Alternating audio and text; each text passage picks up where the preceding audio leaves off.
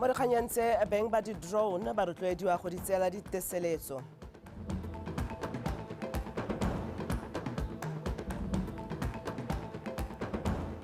Baithuti ba sekolo se se botlana sa Qhabo kwa kgaolong ya Gantsi ba thusiwa ka dibeke tse di nang le lebone le le dirisang maranyane.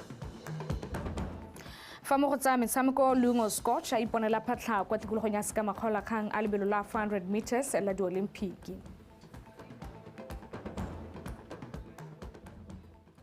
Ke go dimisa wetso ke one Rabanthankala Katshane ke na le go Segonkwe a bega dikgang tsa metshameko mme re na le Amantle Babili ena tla ba a bega tota rona dikgang tse ka puo ya diatla. Ha re simola mookamedi wa kompone tota lekala la taolo ya mesepele ya difofane la Civil Aviation Authority Botswana Dr. Bao Mosenyi a re mongwe le mongwe yo nang le sediriswa sa drone mo lehatsheng leno o patelesega go nna le teseletso ya sone ka mabaka tsa itshireletso le pabalesego ya botlhe. Dr. Mosenyi o buile se mo potsolosong le lekano la dikgang la BTV News le Sego Mokwaisi. CAAB e ntse na le tsamaiso ya gore di-drones di dirisiwa jang mme fela ba sena molao ope o kwadilweng wa go laola tiriso ya tsone mo lefatsheng leno bošeng jaana ka kgwedi ya Seetebosigo monongwaga ba ne ba ntsha ditsamaiso tseo semmuso mme tsa simolola go tsena mo tirisong kgwedi ya Phatwe e rogwa monongwaga. Melao ya rona ya di-drone ka hentseng ka teng ha o na le yone o itirisa mo ga gago a ke mo masimong a gago kana mo morakeng wa gago kana yang so se se tona se leng teng ke gore ke fula machine go ra gore e tshwanetse gore e registeriwe go ra gore lo yena yano ha o ntse yalo o le Motswana o tobetsa tshipinyana ya gago o pilot go ra gore lo yena tshwanetse o nne le license mme ha o sena go e registera yana o bo o neelwa license ha ile gore o ka heta ka license mme ha re go neetse license yalo se se thusang ke gore se se siameng ke gore le rona ra go thusa ka gore le di-restrictions tsa terata di go bolelela gore ha e ntse yana mma kana rra o ka e tsamaya kane ha go ntseng jaana o ka tsamaya kane ha go sa nna ha o ka tsamaya kane ha go ntse yana ha o tsamaya kane mo masimong a gago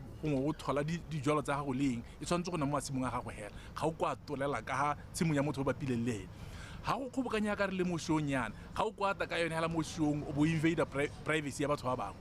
Dr. Mosenyi o tsweletse a tlhalosa fa go kopa teseletso ya go nna le drone go na le dituelo tse di lopiwang mo moikopeding e leng Motswana a itheketsegela a e dirisa for private use dituelo tsa teng di ko tlase ke 1000 pula go license go tsaya license mme ha o ya go godimo mo go tshwanang di-company ka gore company e kgona go reka drone e be e dirisiwa ke babereki ba ba harologanyeng tsa bone di ha godimonyana mme yone ya rona e re reng ke ya motho a le nosi mo go tona mo re go itseng ke gore goromente o rotloetsa thata banana go tsena mo dikgwebong bogolo thata tse di na le technologies gore ha monana a le less than 35 years tuelo tsa gago di kotas re kgaotsa ka 50% gore instead of 1000 pula yo go simolla ka di-1 tsa ga August yana monana ya ngo duela half o duela 500 re solela gore go ta rotloetsa banana go tsena mo business tse di dirisang di-drone go change economy ya rona ya ka re ya go pele. Mookamedi yo wa CAAB o na tlhalosa fa go dirisa drone e sena teseletso e le molato o ka lopiwang madi a sa feteng 50,000 pula kgotsa dikgwedi tse thataro mo kgolegelong le Sego Mokwaisi BTV News Gantsi. Lephata la bosekisi le supile mosekisi wa Tshepiso Letsididi le la ntlha gape ga kgotla ditsheko ya motšhudi ka lebiso melato le meraro e akaretsang wa go betelela go kgothosa ka dikgoka le go utswa koloi. Mosekisi Meseletso Keditse o tlhaloseditse lekgotla ga lephata le ipaakantse go neela mosekisi wa mekwalo ya basupi le go tsisa motlhotlhomisi wa kgang go tla go rolela lekgotla ka seemo sa ditlhotlhomiso pego ka Nkutlile Tlhabage.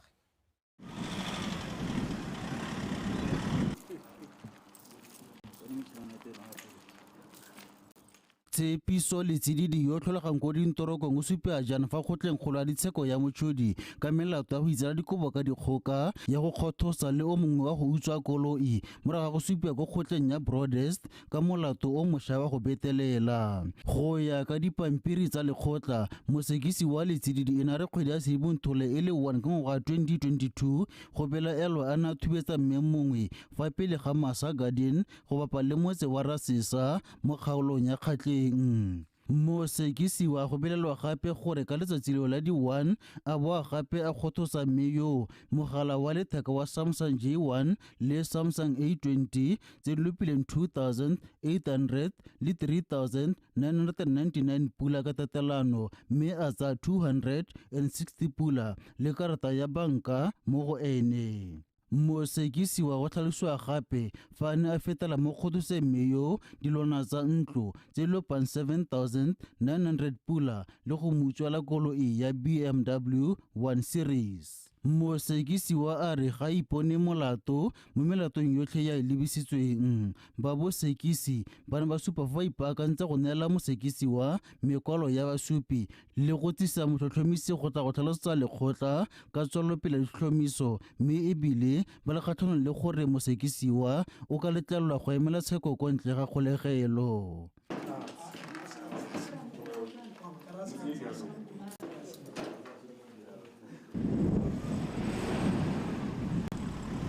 Tshepiso Letsididi o tla tswelela a tshegeditswe mo kgolegelong mme a tle mo lekgotleng kgwedi eno e le 11 ko lekgotla le tla retsa mabaka a gagwe a go emela tsheko e ko ntle ga kgolegelo. O Nkutlile Thamaga, BTV News, Mochudi Magistrate Court. Banni ba Trapas le Phiko ba supile kgatlhego e kwa godimo le go nna le seabe se se utlwalang mo mosepeleng wa go atlega ga batshegwa le tebelopele ya lehanseng leno ya ngwaga wa 2036. Molaodi wa Selebe Phiko mme Boikhutso Matenge o gateletse seo ha rola megopolo ya dikgwebo e le metlhano ya kgaolo ya Selebe Phiko e tla alwang kwa moletong wa go ipela ngwaga tota lenaneo la mindset change le ntse le mo tirisong o tla tshwarwang kwa Shakawe kgwedi eno e le 14. Karabo Molusi. Megopolo e metlhano e tlhotlhilweng mo go e simolotseng e le 31 ke temo ya ditapole, magala, menontsane, thuo ya ditlhapi le lefelo la ngwao le itlosobodutu. Sale tautona a emisa di-vegetable kana merogo yotlhe go tswa ka ko mahatsheng a re bapileng nao. Sa rona re ikaeletse go tla go fila gepe yone e setseng e le teng e leng gore ya itemotsa ka di-price tsa mo ditapole le gore gongwe di kgona go nna le bakanyana di sa bonale. Our idea ne le go tsa tourism in our town in a different style because re se re bontsa mo Phiko ke toropo ya ka ditsa metse e mentsi mme a gona bojanala. Kgwebo e ka dirang sente mo kgaolong ya Selebi Phiko e bile la Spedu ke a dithapi. Lebaka e le gore go na le fish hatchery ko Mmadinare re be re bona gore re ka e dirisa. Ke megopolo e ne e tswa mo go lona ke sone se re ipelang ka sona gore nyamme e rile le neelwa thomo le ile la bona gore le siana ka yone mme ne re itemogela tshwaragano le bokopano jo e leng gore ne re bo bona hela thata. Ditlhopha tsa megopolo e sa fetelang kwa legatong le le latelang di rotloeditswe go tia moko ka ba mmule maitemogelo a ka ba tswelang mosola ka dithuso tsa mananeo a mangwe a puso le makalana a ikemetseng. Ha ke lebile ka ha ne re iteteletse gore batho ba mmaene ka teng mme go ntshupegeditse gore re ka ya pele ka batho ba Phiko ka gore ba tile ka di-proposal tse dintsi hela thata gore ba akanya gore go ka dirwa e mo Phiko. Batho ba Phiko ba bontshitse gore ke batho ba e leng gore ga ba we e be ba wela ruri ba lebega e le gore ba le bone ano ba nyoretse gore ba ipoloke ba bona gore isago ga e ko maineng fela isago a bone e mo dikgwebong mme go mo ke kgolo mo tlhaloganyong mindset change e simotse go tsena mo go bona.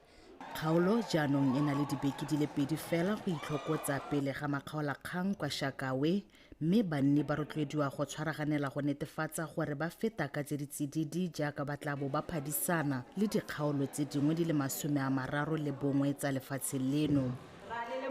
Karabo Molusi, BTV News, Selebi Phiko. Modulasetulo wa khansele ya Kweneng re Alan Jacob a re khansele eo e itumelela tshekatsheko ya dikgaolo tsa botlhophi ka jaana e tla thusa go atametsa batho ditlamelo di tshwana ditsela ditlhaeletsano dikolo le mananeo a puso.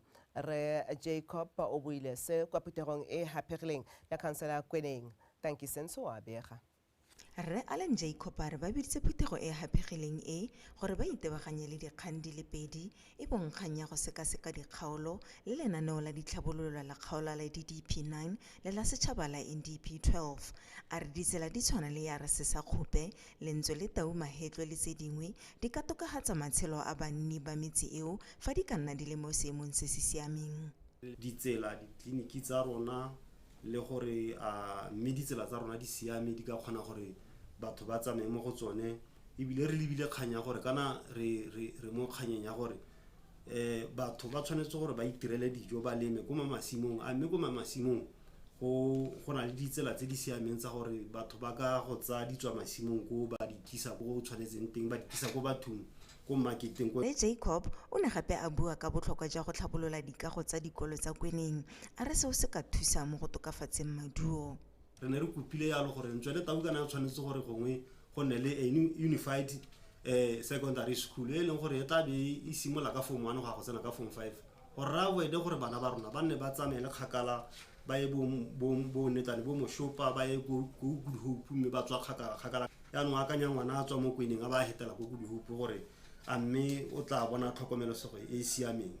Bangwe ba makhanselara a neng a tseneletse phuthego ba ne ba supa fa ba itumeletse phuthego mme le bone ba ntsha la bone. Nngwe ke ratileng thata ke yone ya go tla go baakanya dipompo tsa metsi a dutla mo motseng kana rehabilitation of networks jaaka ha le bona kana gompieko project ya ga Mononyane Molepolole e re hedile jaanong o tla bona gore selelo se se ntsi sa Bakwena ke gore metsi ga a tsene mo dijarateng tsa bone mme mo mekgwatheng metsi a tshologa because of network e onetseng ya water utility. Ha re lebella dikolo mo di-planning re tsentse gore dikolo tsa rona ga nne di-admin block ke ha se kae ka kgaolo tshwana le Mahetlo kgaolo tshwana le Ditshikudu o tla tla re matitšhara ba teng ambo ba gogo ba bona mo dikuruntwaneng tsa di-office mme plan e tanye e include le di-project tsone tseo tse e le gore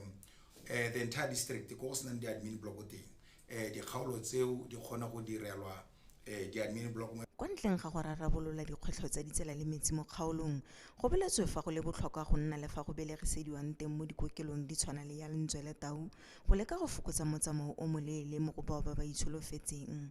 Tanki Sentsho, Botswana Television, Molepolole.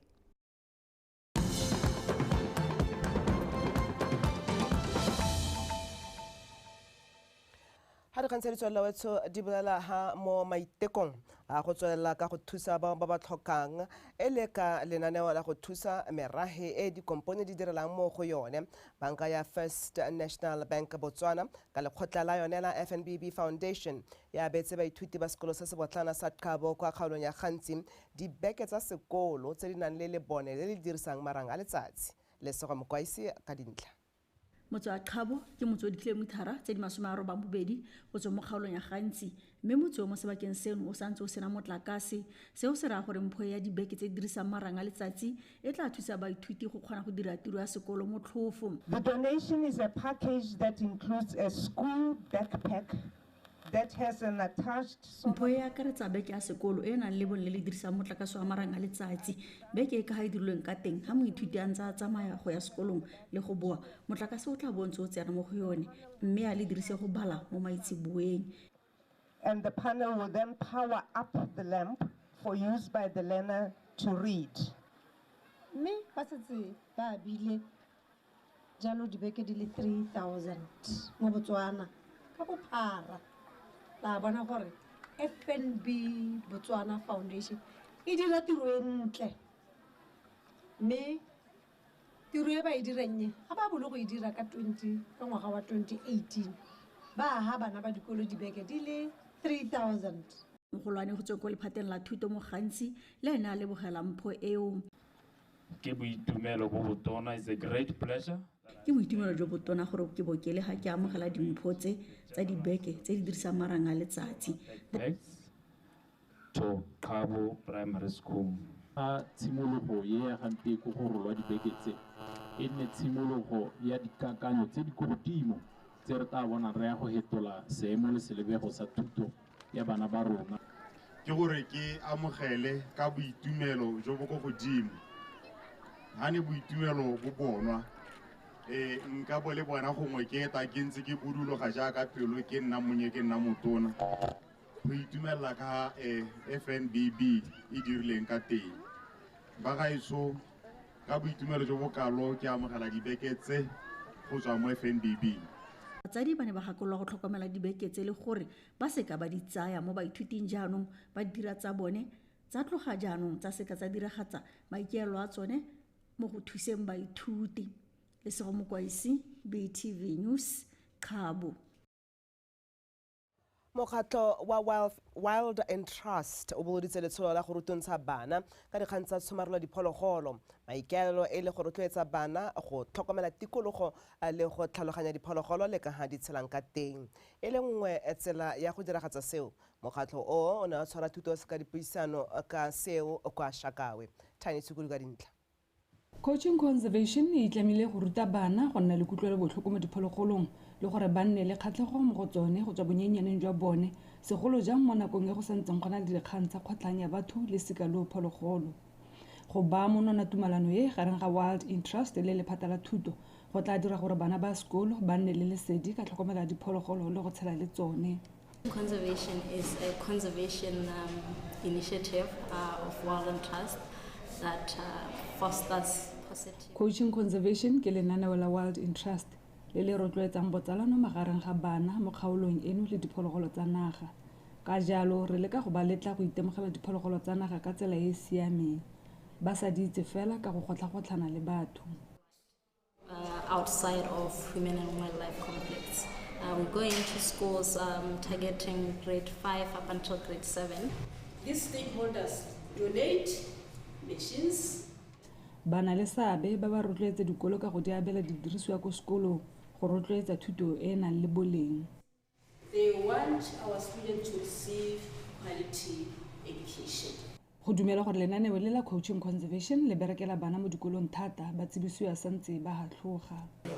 Bana they have been working on like gore mona I berekela le nosi, but now they are doing their school work as a group. Teamwork. When we give them school work, they help each other. One thing that I really like about the program. Ke rata lenaneo le ka le ruta bana go tlhokomela ditsatlholego. Se segolo ke go tlhokomela tikologo, gore tikologo le yone e tle e re tlhokomele. Bana ga ba se tlhole bana le ditlhong jaaka pele. The confidence of our students has greatly improved. And how I wish because nowadays our focus is on 5, 6, 7. But how I wish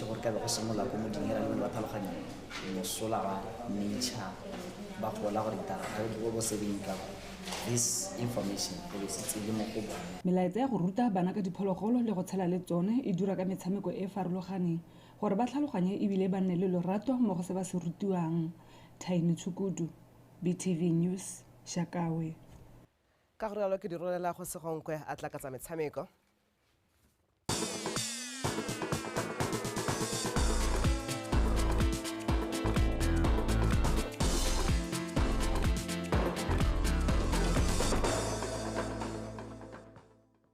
Go leboge one me ke re modumo wetso jaaka sa tlhalositse yo fono ke go Segonkwe yo tla bonga go nela dikgang tsa metshameko tsa nako eno me ke re wetso tle a re tsena mo go tsona re simolole ka digogang kwa pele.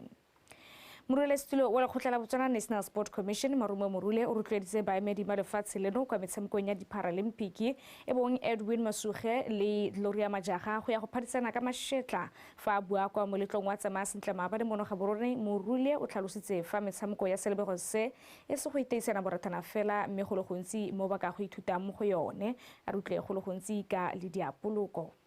Bobedi jo ba go emela lefatshe leno mo lebelong la 400 meters T13. As we head to the Paralympic Games, know that the entire nation is behind you. We believe in your abilities and we are confident that you jaaka le leba kwa metshamekong ya di-Paralympic le itse gore le emenoke ebile re dumela le tla re emela sentle le seka la lebala gore kgaisano nngwe le nngwe ke sebaka sa go supa e seng phadisano fela le moabo ja mmogo. le setse le re dirile motlotlo ka go iponela phatlho kwa metshamekong e mongwe le mongwe o yang go tla ka seetsele o tla abelwa ntlo. You have already made us proud by reaching this stage, and we are excited to witness an incredible feat that you will achieve. Any podium finish at the Games will be rewarded with a 2-bedroom house. Moeteledipele wa lekgotla la Phasobo Tshepo Mafereka a re o dumela gore setlhopha se se tla emela lefatshe leno ka botswapelo. This is the elite sport for persons who are differently abled or those who have disability to showcase their talent with their Metshameko e ke megolwane ya bana le bogole go supa talente tsa bone ba phadisana le ba mafatshe a mangwe. Ga go bonolo go goroga fa go raya go le gontsi. Setlhopha se re se romelang ke sa maitemogelo a go godimo ka jalo ke dumela se tla dira bontle. And the team that we have with us today, Baretso, the team that we are sending off, it is the best that Botswana has. I'm hopeful that they will bring Botswana something. The team has been on camp since July the 6th, and from here they will be going to for pre. Setlhopha se sentse se le mo kampeng fa e sa le kgwedi e fetileng e simolola mme go tsweng fa ba ya go tsena ikatiso ya mafatshe pele ga metshameko. Setlhopha se se malala-a-laotswe go phalisa integrity and dedication, striving for excellence in every performance. Mookabedi wa khamphane ya moepo ya ditemane ya Debswana ke o latotse e rotloeditseng setlhopha seo ka 350,000 pula go ba thusa mo ipaakanyong ya bone a re ba itlamile go tswelela ba tsenya letsogo mo go godiseng le go rotloetsa bana le bogole mo metshamekong. Ha ile gore ba kgona go ya ko Paris ba ikisa re ne re se involved go ra re go ha re tlo ja se jaanong ha re simolla go thwahala. At Debswana, we remain wholly committed. Re le Debswana re itlamile go tswelela re dira ka natla go rotloetsa bana le bogole. Re ntshitse madi a kana ka 350,000 pula go thusa setlhopha. Go lona batabogi ke dumela le tla dira bontle. The sum of 350,000 pula as they travel to Paris. My hope for you esteemed athletes is that you do your best on the world stage, continue to challenge and change perception and stereotypes through your determination and success. Setlhopha seo se ka fa tlase ga bokatisi jwa ga Katlego Maotwe se leba kwa Paris gompieno. Kgaisano e ya Paralympics e loganyeditswe go simolola kgwedi eno e le 20 go tsena e tlang e fera bobedi. Lydia Poloko, BTV Sport, Gaborone. Fa re tswelela setlhopha sa Joining Galaxy Football Club ke sone bomampudi ba kgaisano ya monongwaga ya Joining Mines GM's Soccer Fiesta morago go tswa penya setlhopha sa Notwane Football Club ka no e le nngwe go lefela. Setlhopha sa Galaxy se gapetse 75,000 pula fa Notwane e boetse Gaborone ka 60,000 pula. A rutlwe Emmanuel Rapua. Galaxy e gorogile ko makgaola kganye morago ga go fapha Extension Gunners ka no tsenne go tse pedi ka thago ya di-penalty. Toronto ka ko letlhakore le lengwe e bone tekete ya makgaola kgang ka go setisa setlhopha sa Traffic FC ka no e le nngwe. Ya re phala e sena go lela bobedi jo jwa simolola motshameko ka lebelo le le go godimo fela maiteko a tsone a ita se fololetse di retelelwa ke go tshikhinya letloa. Go menogeng kwa boikhutsong setlhopha sa Galaxy sa lwa ka tsotlhe gore se seka sa swabisa tatedi ya mogae mme maiteko a sone a tswa maduo sa bona penalty morago ga gore setlhopha sa Notwane se se tshameke makgwakgwa mme kutlwanompolokang a se ka tlhola re ka moso a no sa no e le nngwe ebile le yone ya phenyo go gapa jalo 75,000 pula sejana le dietsele. Fa Notwane e phimolwa keledi ka 60,000 pula. It gives us a lot of challenge and then definitely that dikgaisano tse di botlhokwa thata ka di re thusa go ipaakanya sentle mme phenyo e itisa setlhopha moko. The gold medals, it's a boost for them. And sport plays a critical role. Metshameko e botlhokwa thata go nonotsha mmele go bopaganya setšhaba le go rotloetsa neelano. Enhancing social cohesion. As the Botswana Joining Mine, our vision is to transform Maikaelelo a rona ke go dira toropo ya Jwaneng boremelelo jwa metshameko le tsa bojanala. Hub of sport for Botswana. Kgaisano eo ya Jwaneng Mangiam Soccer Fiesta e simolotseng ka la botlhano e ne e tsenwe ke ditlhopha di le 10 di akaretsa tsa liki ya Botswana Premier, Jwaneng Galaxy le Tafik FC, tse pedi tsa liki ya First Division Notwane FC le Extension Gunners, tsa bomme le tsa itloso bodutu. Ditlhopha tsotlhe tse di phadisanang fa di lebogilwe ka bontlha bongwe go tswa mo go 350,000 pula yo o neng a beetswe go leboga ditlhopha. Emmanuel Rapua, BTV Sport, Jwaneng. Lungo Scotch o iponetse phatlha kwa tikologong ya Sekamakgolakgang a lebelo la 400 meters morago go fetsa lebelo leo la repechage jaaka motabogi yo feditseng mo maemong a bobedi ka nako e gaisitseng. Scotch o feditse lebelo leo mo nakong ya 45.33 seconds. Motabogi wa Aforika Borwa Zakiti Nene o fentse lebelo leo mo nakong ya 44.81 seconds. A second opportunity for Nene, the South African. I wonder if he's aware that Pillay, his teammate from lane 5 in the previous heat, has gone through. There's Scotch. Good race, this one. And it looks as though Nene has eaten up a little bit of the stagger on Spitz, but nice solid second bend there from Molnar on the inside. A good performer on the indoor circuit. This is a competitive race, this one. And Nene ahead of Scotch at the moment. And Nene beginning to pull away. This is probably the most impressive run we've seen in the repechage so far. Scotch is just about hanging on to second. Nene from Scotch, that's more like it. Sakithi Nene, 44.81, a brilliant run. Missed out at the first time of asking, but second time round he says, thank you very much, I'm in the semis. He had Meka gore a lo dikgang tsa metshameko tsa nako eno di boela ka tseleng Sinjalo Wetso a re bo re kopane kgatejana ka nako a bone ja ke tlabe ke go dinela ka puo ya Seesimane mme ke re Wetso tle one re banting ka la tshane o eme sentle go tsweledisa in context hano ha mo BTV News Channel tswelela o ntse o rikantse.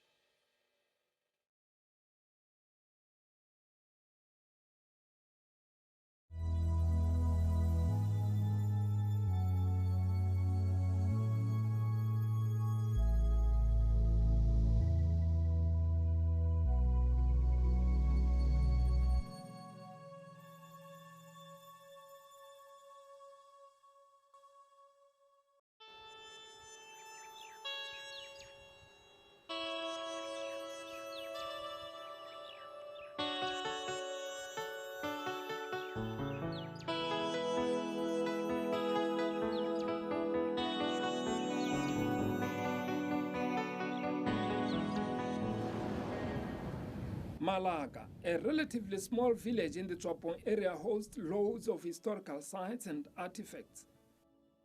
Malaga village hosts Old Palape, established in 1889 by Khama III, according to records.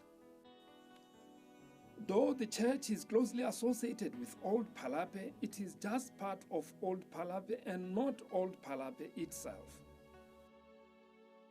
Khama and his subjects had relocated from Shoshong to this place due to various environmental pull and push factors. Like in other parts of Botswana, the Bangwatu could not escape the influence of the white settlers, particularly the missionaries and traders. Through Khama III, the London Missionary Society built a church, a trading center, and a prison cell, to name just a few.